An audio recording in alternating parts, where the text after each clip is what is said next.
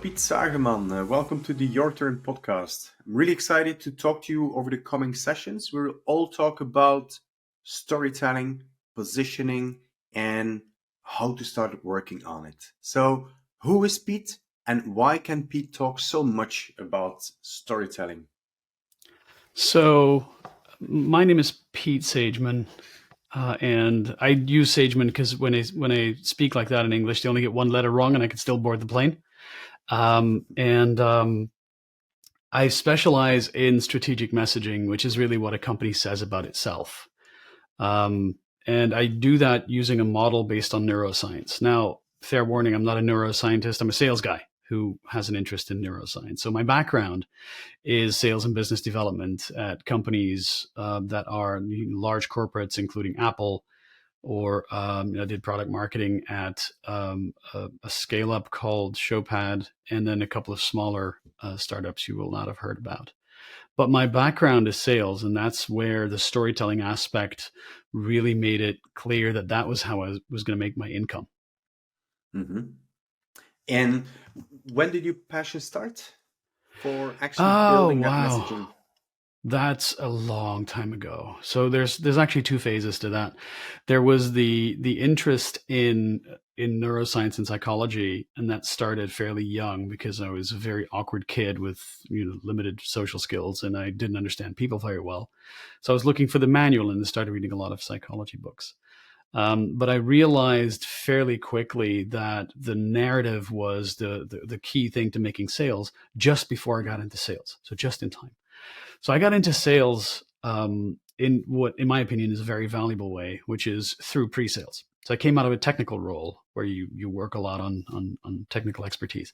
And then I got into pre-sales, and you get a privileged seat in thousands and thousands and thousands of sales conversations done by a very diverse group of salespeople worldwide.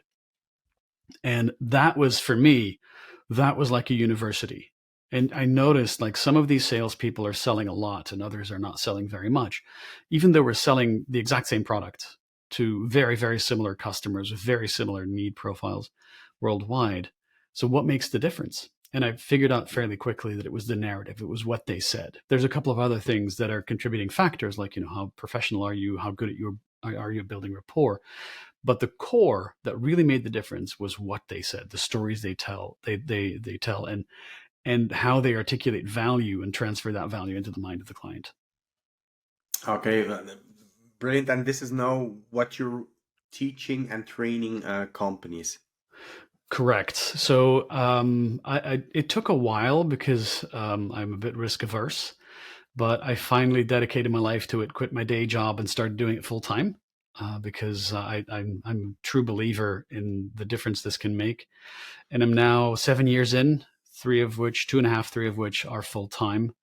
And the companies I work with have really seen some amazing transformations once they go to market with a strong narrative. Yeah. Well, once they go to market, and I think this is where it actually starts. Why does it matter, and how to tell the story, how to go to market with this? Can you tell us a few pointers? So when you enter a company, how do you start with this, and then what is the impact? Good point. So the way I start is you talk with usually in my game it's the founders, so the people that are behind the product themselves, and what they're really comfortable with is speaking about the product because they built it, they're in love with it, it's their baby. What they're not necessarily very good at is why that product should matter to the customer, or how they will establish trust, or what differentiates them from other competitors or alternative approaches in the market. So I start with the founders and you get their story. The next thing I do is I talk to salespeople, because salespeople are in the room when the purchase decision is being made. They have the front row seat. And often in companies, it's founder-led sales for the beginning, but once you scale up, you get salespeople. And that's where you see like a fork in the road. You have the founder story.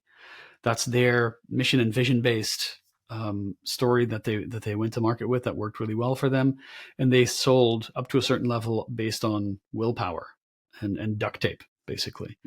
But then sales comes in and sales goes, well, this story doesn't work for me. I'm going to give it a slight twitch. I'm going to change it slightly so that I close the deal, because I'm a commission based. I will say whatever I need to say to close the deal and get my commission. And that's where you get your second story, right? You go further and your marketing comes on board, and marketing has a completely different set of values, a completely different set of KPIs, and they will engineer or build a third story that is geared to maximize their KPI, whatever that KPI is, right? Whether it's like leads, conversion, MQL, SQL, whatever. And then you get your third story, and that's where it gets messy. So typically I come in when a company turns from a startup to a scale up. They've done a couple of rounds of funding. They've reached a certain level of revenue, and the team has grown. And now it's getting out of control. And I always say, like, messaging, if you don't control your narrative, it's like letting go of the garden hose, right? It's really interesting. It flops all over the place and everything gets a little bit wet, but nothing to make a difference. That's that point where you get your third story and you get a specific size, a specific revenue. That's when it gets really interesting. And then, so you have those three stories, you come in the picture. How do you do it then? Do you deconstruct all the stories and keep the best elements? Do you completely start from zero? How do you go with this? So I think it's a bad idea to start from zero, because there's a lot of really good information, sometimes in the minds of people that you would not expect it from. This could be customer success. It can be like individuals that have been with the company for a long time. It can be people from the people from the product group. So what I always say is there's a lot of dots here. These dots are valuable. We just have to connect them in a way that makes sense to somebody who is a potential customer. So I never say, that's a typical rookie mistake I see new marketing managers make. They come in and they go like, everything you've been doing is wrong. We're now going to do exactly what I did at my last company and we'll see what happens. That's a really bad idea. There is a lot of valuable information that if you use it at the right time in the right way, could really move the needle on your deals. So I get a lot of people together, and there's a lot of consensus building. So there's a lot of like, okay, here's what the founder says. Does everybody agree with that? Yes, no, maybe. And we get to like a common ground where, okay, if this is how the founder articulates value, I as a salesperson, I as a marketer, I'm okay with that. I can support that, even with slight changes to it. And then once you get that common language, that common narrative, that's when it gets interesting, because you've created the consensus in the entire organization. And this is when you hear the things that you discuss in the meetings and the workshops, you start picking them up in sales conversations. You can start picking them up around the coffee machine and the water cooler, and like even in the company, you could sense the language of the company changing. Yeah. And a lot happens on at the floor with the customers. What happens if the narrative is not nailed? If you would have not only those three different stories of those three different departments, but also within the sales, if one says one thing, the other says another thing, what happens there then? Well, it's measurable in your business results. So I always say messaging has three main failure points, right? The first failure point is your messaging can be inconsistent. And this is when marketing and sales and the founders and customer success all say something completely different. And it's very recognizable, right? So marketing says whatever they need to say to get their KPI, right? To get the lead. Sales says whatever they need to say to close the deal. And then during the onboarding, customer success says, they sold you what? Here's what you actually bought.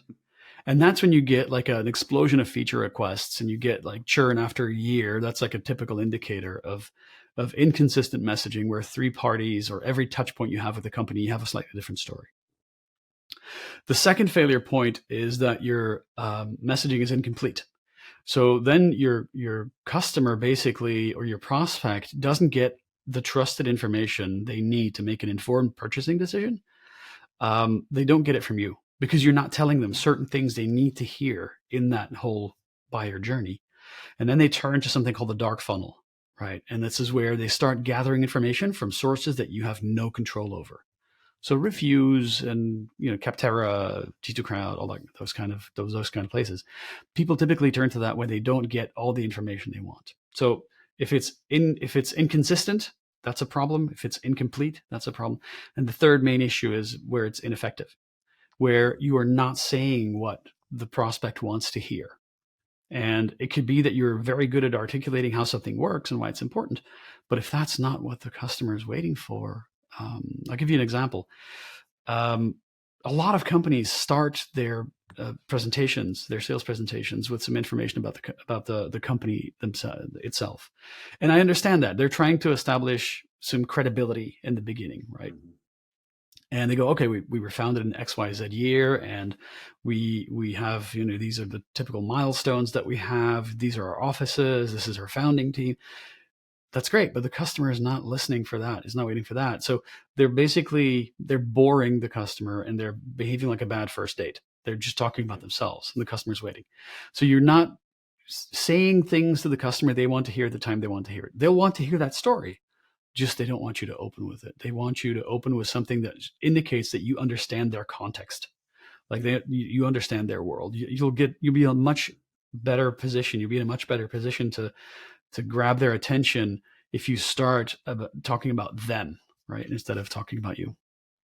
Yeah, definitely. And I like you talk about context, because when you look at many sales trainings or traditional go-to-markets, you have our story. This is how we go.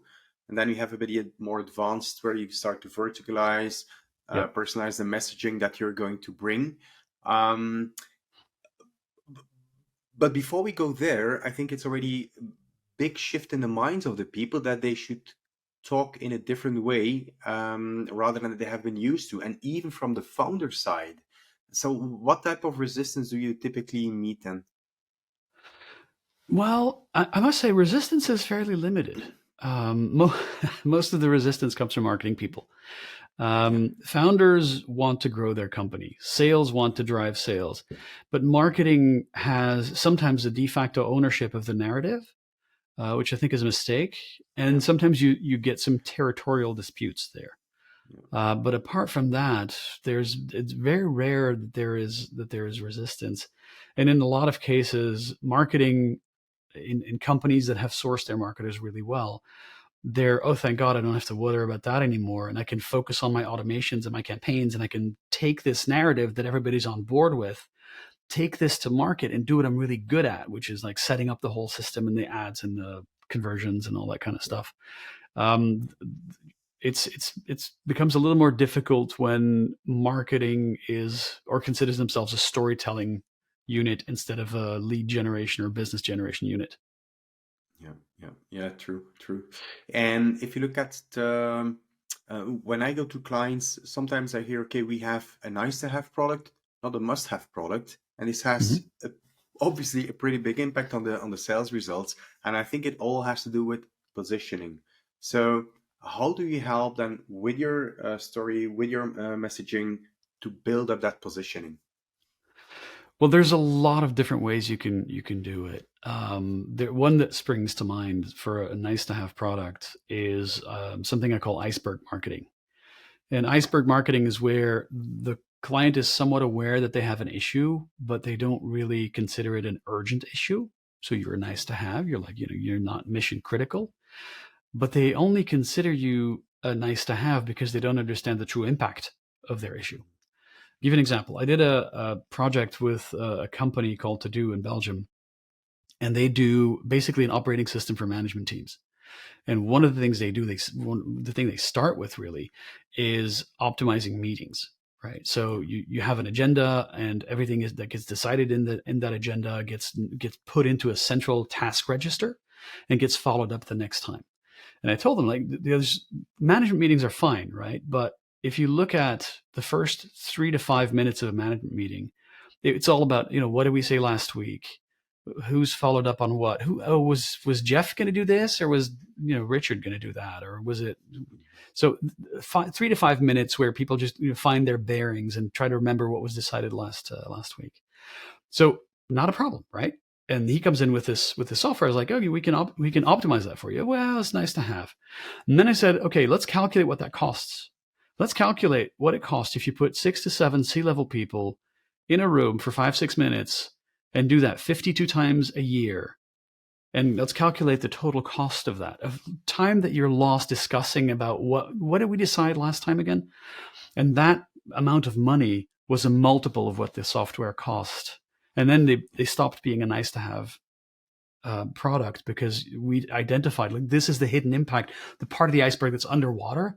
That's the thing that you're not really considering when you're dealing with this little problem at the top here. So that's just one technique to do it.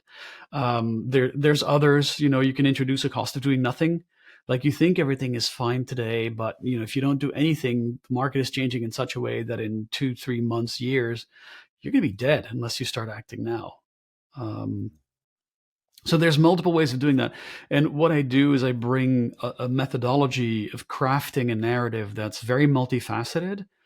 There's other ways of making positioning. There's a few specialists that do messaging and positioning, but what they do is they treat the problem like it were a puzzle. Like, these are the pieces and there's one solution. I treat it like it's Lego. You want a lot of things to say, and your people are intelligent enough to like put together a compelling narrative based on those pre-approved bits of information for them to share. So iceberg marketing is one of those. Step on the Lego. What's that? Sorry, when you don't do it right, you step on the Lego. You step on the Lego, and that's that's like the pain goes to 11, right? Yes. Yeah, but the core thing there is that there are multiple ways of approaching the problem, and once you understand in which category you are and what part of the narrative you're supposed to use at which point in the buyer journey. And it's non-linear. Like, I wish I could say it's linear. Like, first customers want to do that, then customers want to do that. Sometimes a client will go like, listen, before I talk to you, you need to give me a list of 3 to 5 companies you worked with in my industry, in my geographic region. Germany is well known for that. Like, don't waste my time. And so what they're saying is, I want very specific information that makes me trust you. Okay, share that information and you'll be okay. Okay, great. And if you look at certain principles that you start to work with, do you have, what are those? So from experience, when you have like your background and interest in psychology, neuroscience, and you have a couple of thousand sales conversations, you realize that what a really good salesperson does really well is change people's minds, right? They change people's minds. If they're not doing that, they're basically order takers, right? They walk into a situation where the customer's ready to buy, convinced, where do I sign? Something we saw a lot when I was at Apple, right? I always say we don't really sell at Apple. We make our stock available. But the really good salespeople move the needle by changing people's minds. And there's a set process to that. There's 5 things you need to be doing to change people's minds. The first thing is fascinate, which is attract the attention, stop the scroll, start the conversation. The second is educate, explain what you do in ways that are easy to remember, easy to reproduce. The third is differentiate, what makes you different, better than the competition or doing nothing or alternative approaches. The fourth is validate, establish trust. And the fifth is motivate, inspire action, create urgency, stop being a nice to have and create some urgency to move forward. So if you do those 5 things well, fascinate, educate, differentiate, validate, motivate, you'll be good at changing people's minds. And what we do in a project with a client is that we flesh out and we find multiple ways of doing each of those 5 intents. I call them 5 intents. And the basis of that is, being a sales guy, if I don't know what my intention is, commission, I'm not doing it, right? If you're not paying me commission, I'm not doing it. So if I'm not going to fascinate people, I'm going to shut up, because otherwise I'm just doing random acts of marketing and polluting a channel. If I'm not going to establish trust, I'm not going to do it. I'm not going to have random conversations.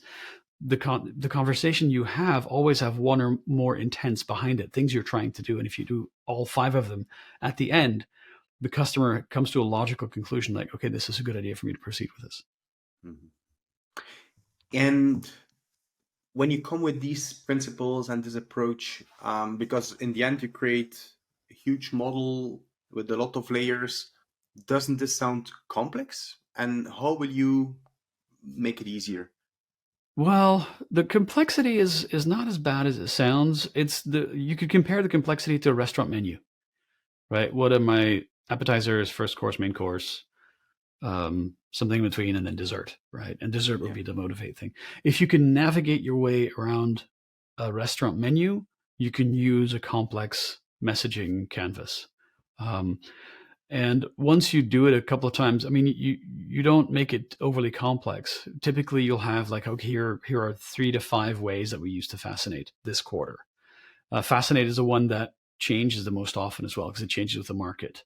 Educate and differentiate, it doesn't change that quickly because it changes with your product.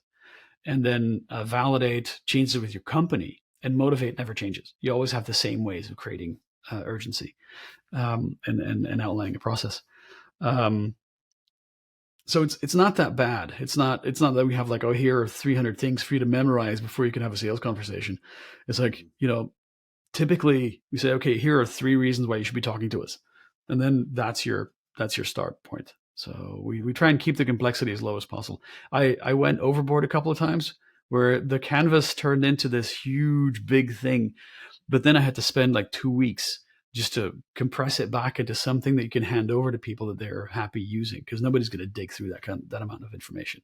It's good to have it for future iterations of a simplified canvas, but you don't want to use it all at once. Yeah, exactly.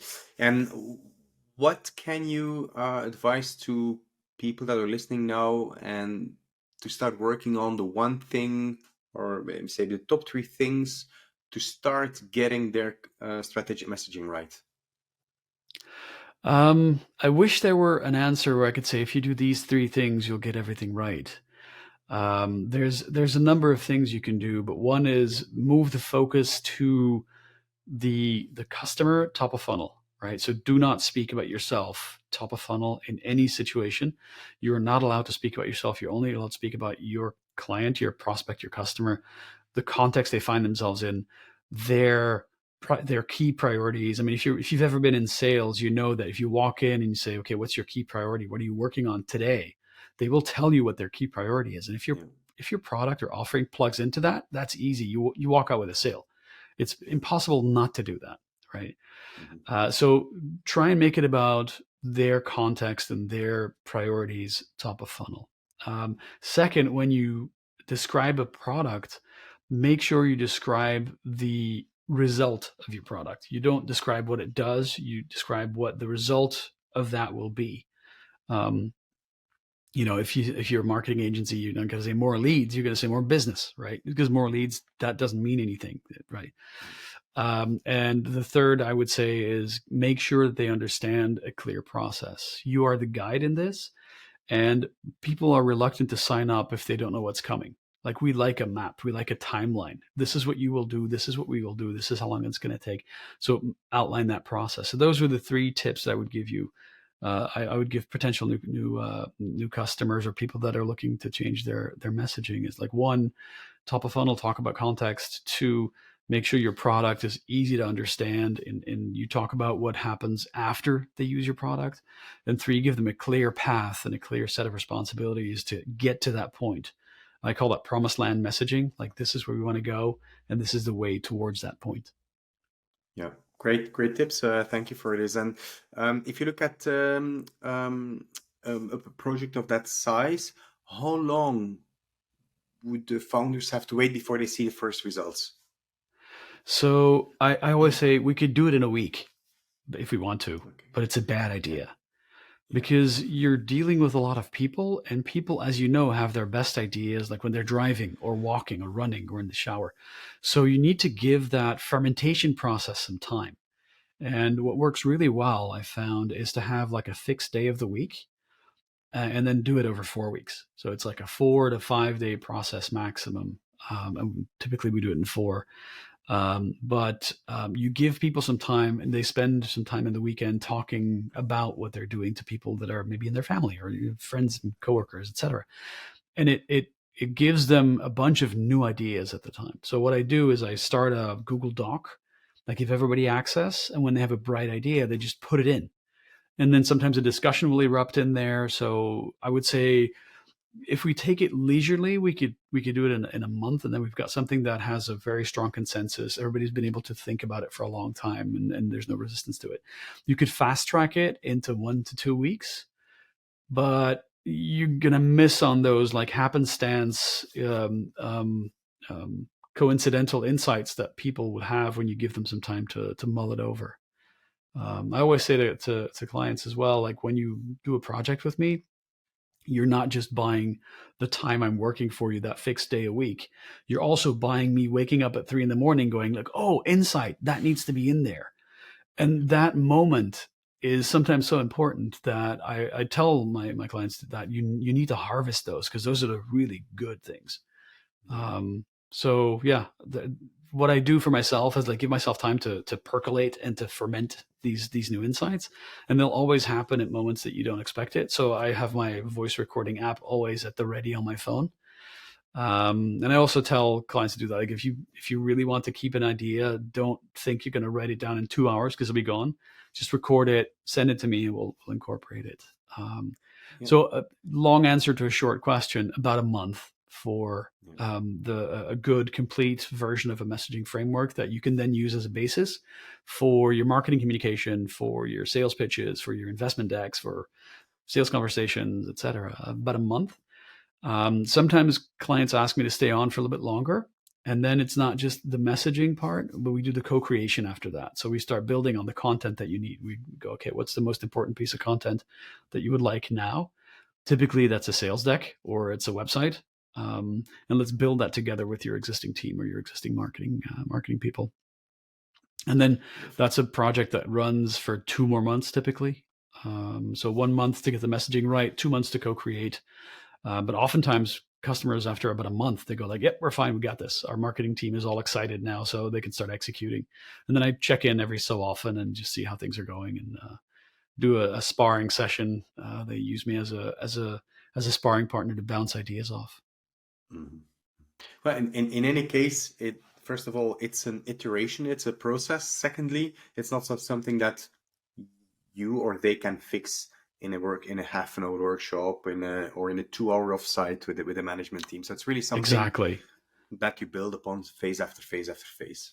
Exactly. If anybody tells you they can build your messaging in a half day for 15 grand, run, right? Yeah. It can't be done. Like I do it way cheaper, but I take more time. You cannot, there are no shortcuts to creating great messaging. You need to give it some time to really get everybody's point of view on board. And also, we talked about resistance earlier. Um, One of the reasons that I like to get sales on board as well is you do not want to do this project in a vacuum that is the reality distortion bubble of the founders' ideas. You want to make sure that gets tested. You want to make sure that you have some input from sales, so that that typical resistance of, oh yeah, management's done something again, I'm going to ignore this. They're not part of the process. So you need to you need to get them on board. And I always say everybody who's customer facing is welcome. Yeah, yeah, definitely. Sometimes they give the most valuable input because they're every day talking to the clients. Exactly. They're in the room, That's right? how They're we in the do it. room. Yeah, yeah, yeah, yeah, yeah, yeah, yeah. Great, cool. Thank you very much for all the information on how to start with the narrative, why strategic messaging is so important. So for the audience, we'll have 2 more sessions, as we said in the beginning of the podcast, and I'm really looking forward to having you these coming conversations. Great. Thanks for having me. Okay, talk to you later. See ya.